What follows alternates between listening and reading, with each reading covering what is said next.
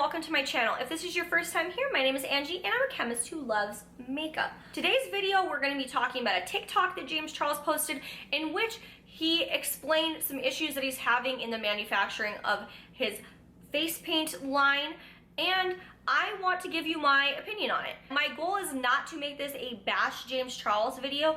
I'm going to try to explain things from my perspective as a chemist who has worked in manufacturing of products and try to clarify further some of the things that he has said in this TikTok video. And I am going to throw in a little bit of my personal opinion at the end.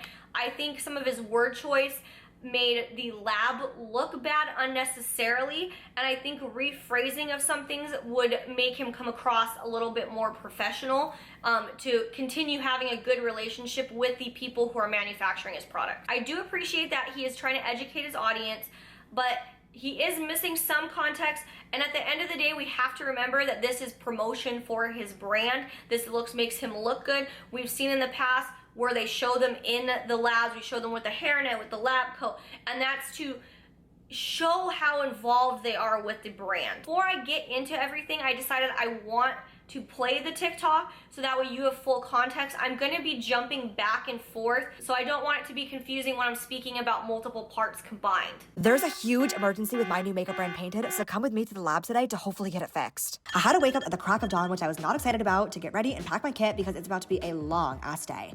I recently received my final sample of my first product that are about to launch, but when I tried them out, there was a huge problem. My paints were cracking. I could not believe it. After spending years on this formula to perfect it, and with our launch only being a couple of weeks away, this is not what I want to be dealing with right now. When you create a product with a lab, you work with their chemist to make a formula, and I went through more than 20 rounds of samples and formulas to get my paints absolutely perfect and ready to go, and they were approved and signed off on months ago. So why was the sample that I just received not the same as the approved formula? The best way that I can explain this is that formulas are kind of like baking recipes, but with makeup, instead of, grocery store items, it's chemical elements like hexadecane and dimethicone. So when you're baking, if you wanted to make more cupcakes, you just double your recipe, but makeup doesn't work the same way. So when labs scale up a formula from being a few tubes to several thousand, there's always bound to be some problems. So I pulled up to the lab and invited a couple of friends to join me and help test them out. I'm usually testing all my formulas by myself, but it is really helpful to get other opinions, especially from artists that I really respect, because it's important that my products work on different skin types, tones, and with different products and techniques. We worked with the chemist and went through color by color to make little tweaks to the formula. Thank God most of the paints were approved in only one try, but for some reason, we could not fix the yellow. We literally had to reformulate this color 4 times. I honestly did not think it was going to be approved today, but at the last minute, the chemist made one ingredient change, and by some miracle, it was finally good to go. I definitely wasn't looking forward to my lab day today, and it wasn't the most fun either, but these are normal problems that come with being a new brand owner, so you just gotta stay calm and problem solve. My friends being there to help me out made it so much more enjoyable, and at this point, I am just so excited that we are finally done and only a couple of weeks away from Painted being in the hands of artists all around the world. So let's discuss what went wrong with the product. His words in this, he was sent the final sample and it was only a couple weeks to launch. And based on the way that he says it, that this is not the final formula that he approved. Makes it seem like this was the scaled up version of this product. And the reason why this differentiation might have occurred from his initial samples to the scaled up version is that when they are making these in the R&D department, they are making them in little tiny beakers. This is for many reasons. One, to not waste material. One, you can make more. And thirdly, you also have to dispose of this product properly, which when you have high amounts is very costly. In his video, we do see this here with this yellow. That is being made in a beaker in a very small amount. These samples were initially made in a very small beaker. I could be whatever size, let's call it maybe 150 milliliters, maybe call it 300 milliliters. So when that R&D sample works out, if there are multiple colors, a good idea to do is to pick the worst case scenario, like the color that's most likely to be affected, and to do a larger version. So we're gonna estimate what that scaled up full size batch would be. So let's assume these face paints are like an ounce, like a foundation. They could be less, they could be more, but let's assume an ounce, which is a typical foundation size. This manufacturer's minimum quantity is 3,000, so it has to be 3,000. I anticipate that James Charles is producing significantly more of these, but the minimum would be about 90 gallons. That's very small. It is probably significantly more than that. It's maybe like 300, 400 gallons, maybe somewhere around there. That might even be a very, very big underestimation. But you're gonna wanna pick a size that allows you to not have to produce as many batches, because obviously the more batches you produce introduces the possibility of variability between the batches, which you don't want. Doing the biggest size possible is also going to save labor. And when he tested this final sample, again, assuming it was from a scaled up batch, he noticed it was cracking. And he was right, things can happen during this scale up. Just because you were able to make that formula in a little beaker doesn't mean that that's going to translate to when you have different equipment going into a bigger vessel. Part of the reason why I think this might have happened was actually partially because of something he said. This is also really minor and really nitpicky, but he said chemical elements and then proceeded to say hexadecane and dimethicone. Those are not elements. Elements you can find on this very well-known table. It's a famous table. It's this table, the periodic table of elements.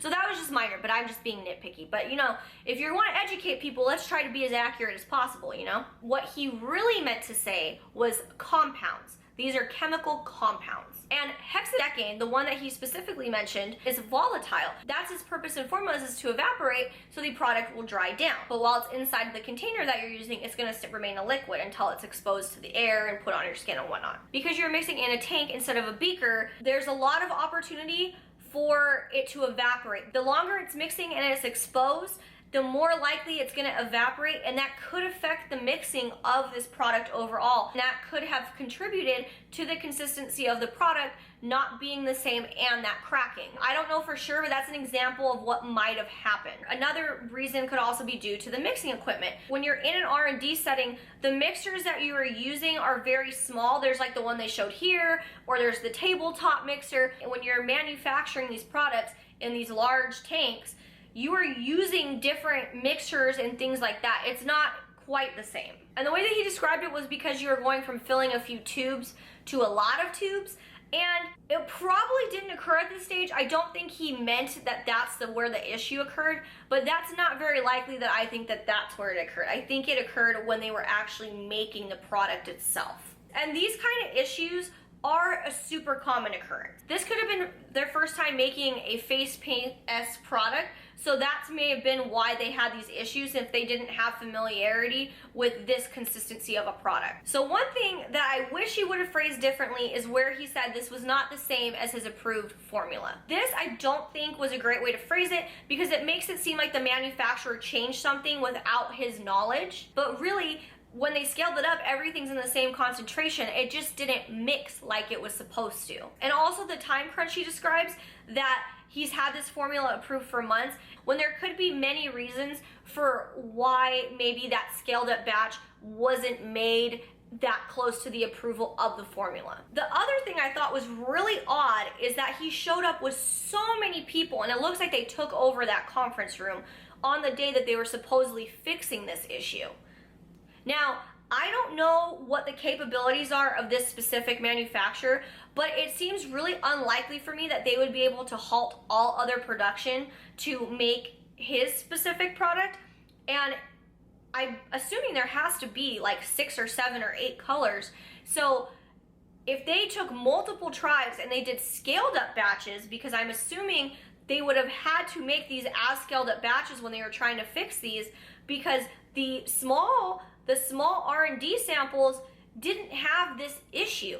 So you would have to test this out at that big scale to verify that this new one wasn't gonna have the same issues as the small samples. And if you're gonna make that many colors and maybe have to repeat it, that's a lot of time. I don't think it's gonna take like an hour to make these. It's probably gonna take a couple hours just to make the formula itself. So are all these people just sitting there all day? Did they just come for a couple hours and leave? I don't really know what the time frame was on this day that he was there, but I'm thinking a 12 to 16 hour day. So the next thing that was really odd is that he said there's 20 rounds of samples. And from all my formulator friends that I've heard them say, is that 20 is a very large number of revisions to have of a formula. And a lot of times it might be because the customer doesn't really know what they want. So they're not really being picky. They just are not articulating what they want out of the product, or that they keep changing their mind. And again, this all comes down to phrasing. So it's used to make him look like he's very particular and cares a lot about his product, but it can also come across as bashing the lab that you're working with, because it took them 20 times to get the formula that you wanted. The next thing that also really concerned me is that he makes it seem like this launch is a couple weeks away. Now in my head, a couple is 2. Maybe that's more to another people, but if it's even within a month, it seems kind of scary that you would launch the product that close to it being manufactured. Maybe I'm just not super familiar with the time after it leaves the manufacturer, but to me that seems a really short amount of time. And if these are the final product that is going to go to the customer, there's so many things that you have to do. If you revise that formula, you probably should still do preservative testing to make sure that that preservative system will still hold up. You also have to do general micro testing, and those tests take a long time. The preservative testing, the ones that I've seen, can take a month. Regular micro testing takes at least a week, and it appears that this manufacturer actually outsources these testing, so you're also going to have to add at least a day or 2 for the shipping of that sample to them to test. So you're pushing a week to a week and a half minimum to get these results. So I've kind of given my opinion on some things he mentioned in the video that I think he probably could have rephrased. Another thing that he did in this video that I wish he would have done is protect the identities of the workers at this lab. So you can see in this clip that it looks like he might be yelling at the employees, and that's probably why they blurred their faces. But then later on in another clip, these same employees' faces are not blurred, and we can tell because you can see their shirts underneath. And I think for future videos, I think it might be good if he just didn't put employees from that manufacturing company in there. I don't know what their level of involvement is with their place of work, but I don't think I would like that very much being put on camera, especially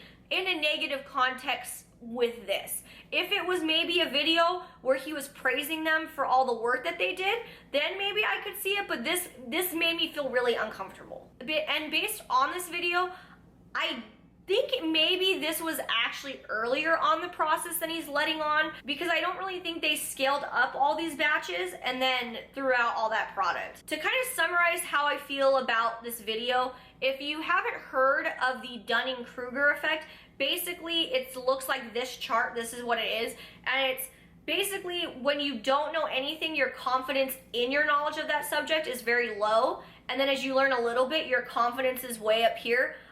I have been a victim of this as well. Early on in my education, I thought I knew everything about ingredients and all this stuff, and I found I didn't. This is where I think James Charles is. And then as you learn more, you realize, oh shoot, I don't know everything. Your confidence is down. And then as you learn more, you're kind of here where you're like, I'm pretty confident, but I know I don't know everything. But it really feels like James Charles is at this point where he's learned a little bit and he feels really, really comfortable, more comfortable than I think he should be speaking on the process. So I do appreciate that he's educating his audience, but I think he needs to be careful, especially certain ways he's saying stuff. I think may hurt him in the future when he's trying to work with other manufacturers. The other thing that kind of rubbed me the wrong way is that I think he was kind of hyperbolic in his involvement, the way at the end that he says, sometimes you just have to problem solve, when it's really not him doing the problem solving, it's the people working there, the chemists, the engineers, the operations people that are probably figuring this out. Now, ultimately, I think this is good that he's trying to educate his audience, but I think he really needs to be careful in how he's wording things, because I think it could affect him in the future, maybe when he's working with manufacturers, if they know that they could be at risk for getting bashed. So I would just kind of caution him on how he's speaking about the companies worked with, and maybe giving them credit so I think maybe to speaking about them more balanced is probably a safer bet, unless he just really doesn't like these people. And overall, again, we have to remember, this whole clip and any clips we get where he's trying to educate us is to make him look more involved with the brand so he can sell more product. That is the whole point of this. So I hope that you guys learned something today. Let me know what you learned down below, and please don't forget to subscribe if you want to see more videos like this. And with that, I will see you in my next video. Bye!